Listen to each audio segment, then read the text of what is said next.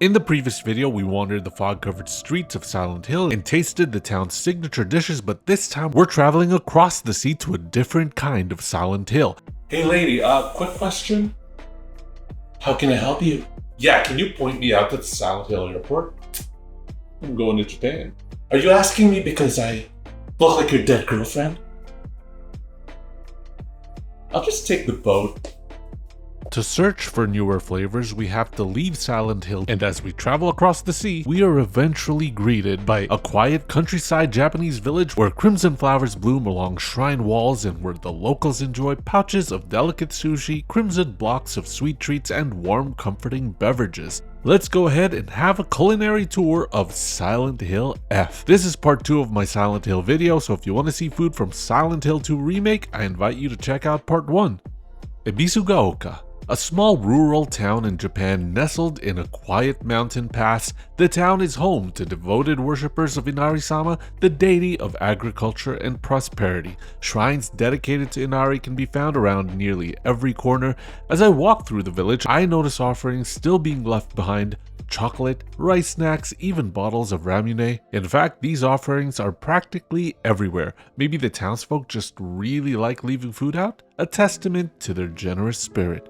One of the offerings that really caught my eye are these small bundles of Inari Sushi, a traditional dish made of sushi rice stuffed inside seasoned deep-fried tofu skins. It has a soft, juicy texture and is said to be Inari-sama's favorite type of offering. Now, who wouldn't want to be in a deity's good graces, so I'm gonna try to make its favorite. Let's offer it up some sushi. To start, rinse 1 cup of sushi rice until the water runs clear, then toss it into your rice cooker with 1 1/4 cups of water. Cook it according to your rice cooker's white rice setting, and once it's done, we're just gonna let this steam out for 10 minutes before seasoning with 2 tablespoons of rice vinegar, 1 tablespoon of sugar, and half a teaspoon of salt. Place all of that in a small bowl and mix it all together, then pour it all over the rice. Gently fold it together using a slicing motion with your rice spatula to really work in that vinegar mixture to every grain of rice. We're going to use this to fill up our tofu pouches. For the tofu pouches, I bought these ones from the Asian grocery store, and I didn't even realize that these are already cut and seasoned,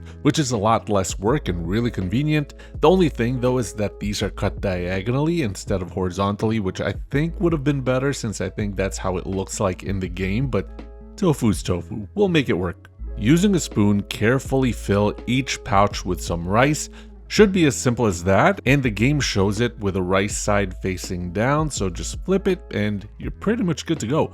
But I'll confess, this doesn't really excite me. I mean, it's just rice and tofu. This looks a bit on the boring side to me. This might impress Inari, but if I want to impress my own taste buds, I think we gotta mix it up a bit. First of all, you know in that tofu kit I showed you earlier, that kit also came with a seasoning pack for the rice, so I'm not letting that go to waste. I'm gonna mix that up with the remaining rice that I have.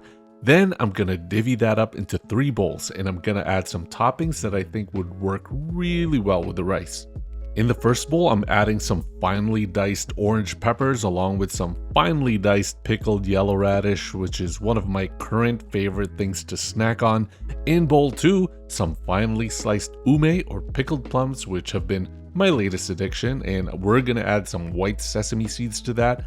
And finally, in bowl 3, I'm adding some finely diced cooked zucchini along with some furikake seasoning, and every time I have rice, I always sprinkle a little bit of furikake. Mix all the bowls up and then once again fill in the tofu pockets with the rice mixture. For these ones, I'll be showing them rice side up to showcase the beautiful colorful rice toppings. Serve with some soy sauce and rice vinegar with your plate of Inari sushi that would hopefully please the gods as well as your own taste buds. Before we move on, I want to talk about this video sponsor, HelloFresh. I do a lot of cooking on the channel, but with filming and editing, my week gets super busy. Now, I still like cooking during the week, but sometimes I'm so busy I don't want to pre-plan or go all the way to the grocery store just to get everything. I like to just wing it and cook something simple and easy right on the spot. And that's where HelloFresh comes in. HelloFresh brings fresh ingredients and simple recipes straight to your door. No meal planning, no grocery runs, just good food made easy. They have a huge menu, plenty of options for different tastes and different diets. They all come come with these recipe cards that are very visual and easy to follow, and the portions are really good too, with really good quality ingredients. I mean, look at all these scallops I made for my risotto, and I have leftovers in the fridge. So if you want to try HelloFresh, use my code MisoHungrieHF at HelloFresh.com for 10 free meals plus free breakfast for life. Less planning, more cooking, and more eating. Back to the video. Next, we move to something sweeter. Confectionery and toys accounts for roughly half of what they sell here in Chizuruya General Store, often referred to as the candy store. Younger residents of the town gather here for loitering and socializing. But for me, I'm here just to have a taste of the local confectionery, and I got my eye on some Yokan. A jelly-like dessert filled with red bean paste, a bite-sized delight. I'm sure the Yokan here is very good, but I want to see if I can make some myself. This should be pretty simple. In a saucepan, whisk 2 tablespoons of agar powder into 1 cup of water. Heat it on medium until the mixture thickens. This takes about 3 to 5 minutes. Stir in half a cup of sugar and a pinch of salt. Then add in 250 grams of koshan, which is a smooth red bean paste. Keep stirring until it's shiny and smooth. Then pour it into a small rectangular container and let it cool to room temperature.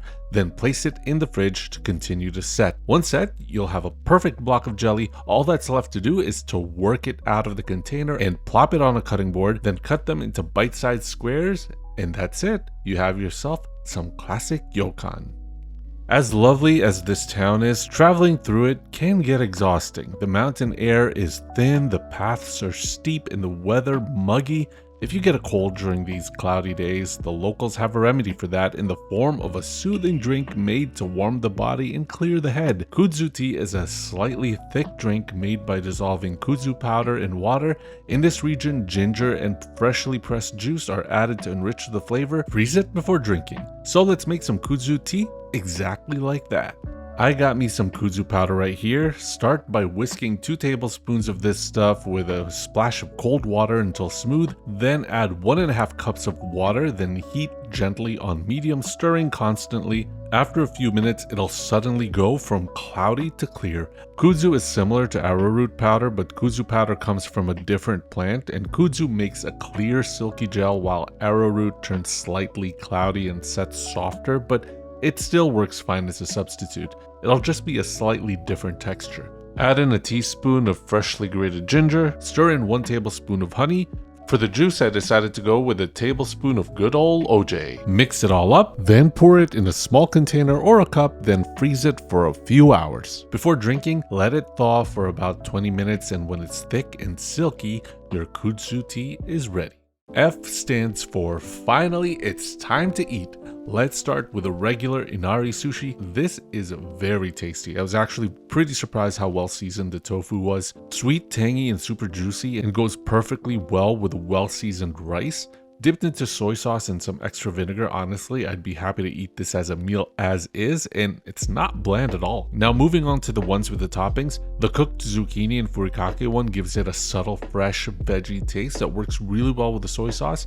The peppers and radish one is pretty good. I like this subtle crunchy texture it adds to the rice. The umi and sesame seed one adds an added layer of sourness that I really love. I think this one's actually my favorite. What I love about this is that you can really play around with the flavors in this and really make it your own. If I was a Fox deity, I'd be pretty happy with this as an offering. Now let's move on to something sweet. Gonna try a bit of this homemade Yokan, and not bad. This Yokan is dense and smooth with that gentle sweetness you only get from red bean. It's like red bean paste that's been slightly gelatinized. This is regular Yokan, but you can mix it up by adding fruits, nuts, or other mix-ins. If I was to make this again, I would probably have added some of that because as is, it's really rich and it's kind of one note and monotonous, so I don't think I can eat too much of it. But I did buy some Yokan from the store just to compare, and honestly my homemade one tastes pretty similar. The flavor is the same and the only difference is texture. The store-bought one has a slightly more jelly-like mouthfeel, but other than that, it's pretty much the same. Personally, I prefer other red bean desserts, but maybe I just gotta find the right Yokan flavor that jives with me. Finally, let's try the Kudzu tea. At first sip, I can tell you that I really like the texture of it. I thought the thickness was gonna be snotty and off-putting, but it's really soothing and comforting, especially matched with the warm ginger notes and the subtle fruity flavors. Definitely would be great on a cold day, and I can definitely picture this hitting the spot when you're feeling under the weather. And that's the taste of Silent Hill F, gentle flavors and delicate textures rooted in tradition. Now, if you haven't seen my culinary tour of Silent Hill 2, then I remind you to go check out part 1. Thanks for watching!